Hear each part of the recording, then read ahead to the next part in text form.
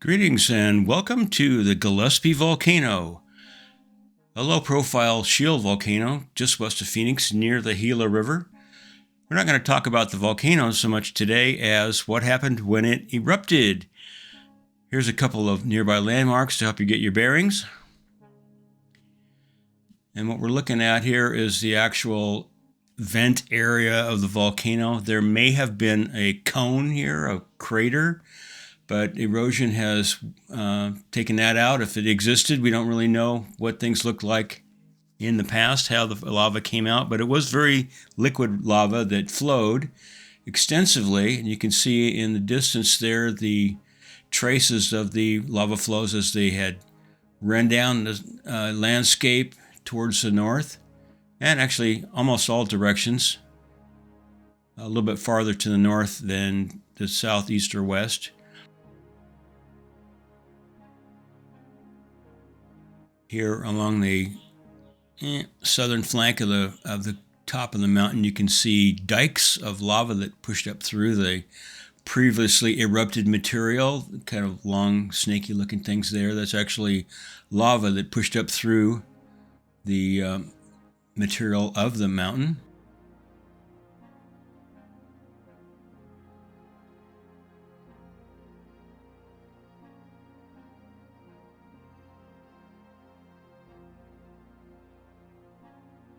And now we're going to go look at the extreme east side of the lava flows near the Gila River, current location. And here's the farthest east extent of the lava flow and the floodplain area of the Gila River down below the drone here.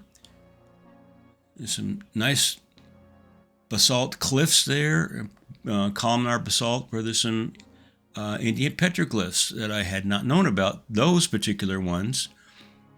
But there is another nearby formation that is fairly well known at the west end of the Gillespie Dam.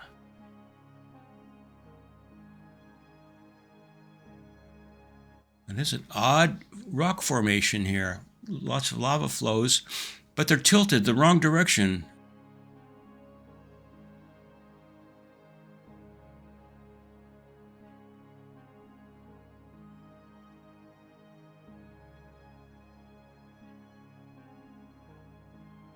This is the erosional remnant of another hill that was here where the riverbed is now. We're going to talk about that a little bit later after we look at some more features in the area. But there's a lot of petroglyphs there that is more well known, and you can see there's a lot of people drive up to that to go down and take a look at those petroglyphs.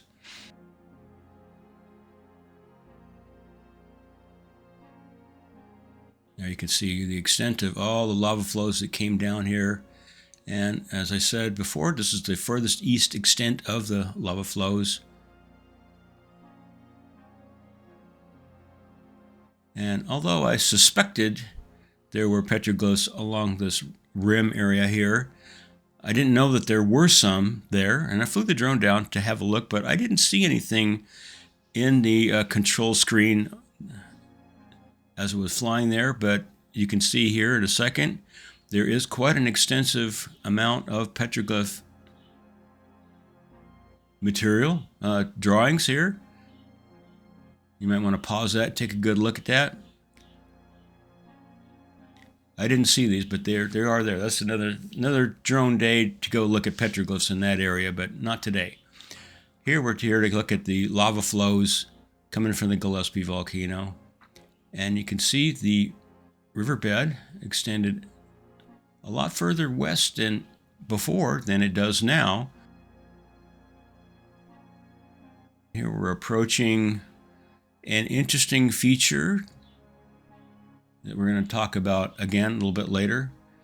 But there is some actual ancient riverbed deposits that were overflowed by the lavas coming from Gillespie volcano.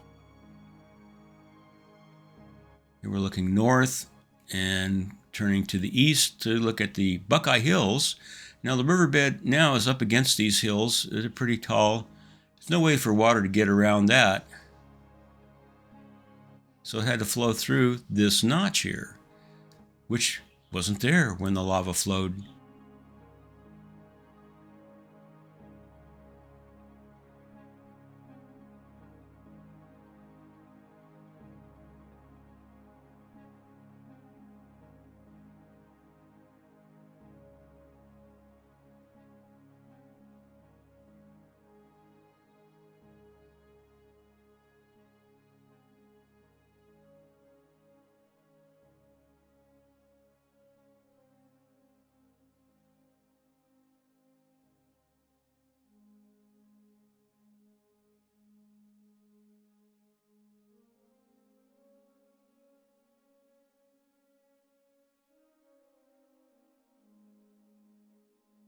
The Gila River once flowed out of the Phoenix Basin in a much wider curve which passed west of the tilted volcanic bedrock knob here at the west end of Gillespie Dam, perhaps as much as 10,000 feet to the west, which would be all the way over to the volcano's summit. When the Gillespie volcano erupted, lava flowed across the river floodplain at the 40-foot terrace level, constricting the river's course and sharpening the bend. The Gillespie lava flow filled the old river channel and forced it to cut a new outlet through the old volcanic bedrock, thus forming the narrow gorge at Gillespie Dam. The blockage probably did not last more than a few hundred to perhaps thousands of years. There is no real evidence of a lake being formed. So, as promised, here's that sedimentary deposit that was the riverbed at about 40-foot level, as previously mentioned. And you can see the lava flow on top of the sediment of the ancient Gila River bed. This is the only exposure of this that we can see.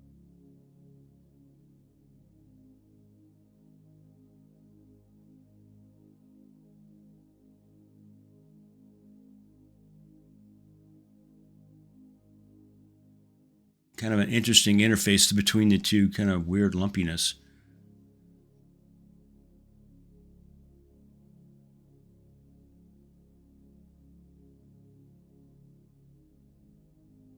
And so there's some conjecture that maybe the dam was, the lava flows actually dammed the river. Here's a Google Maps view of the location. That white line is 1,500 meters. The red line is the location of the sediment deposit, and the blue line is my guesstimate of where the river edge might have been.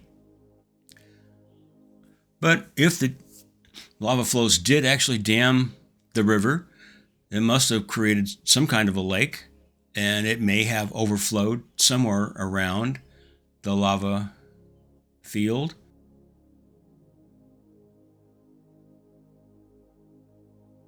And the most reasonable place would have been somewhere to the north, around the north edge. So we're going to go have a look at the northern edge of the lava flow.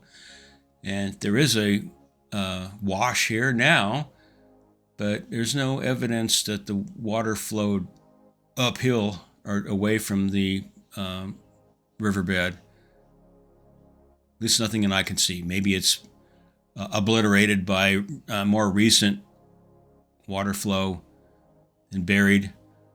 Could be something in there, but it doesn't seem likely because of how high it would have to get around all those mountains back there and then rejoin the river later on, further downstream.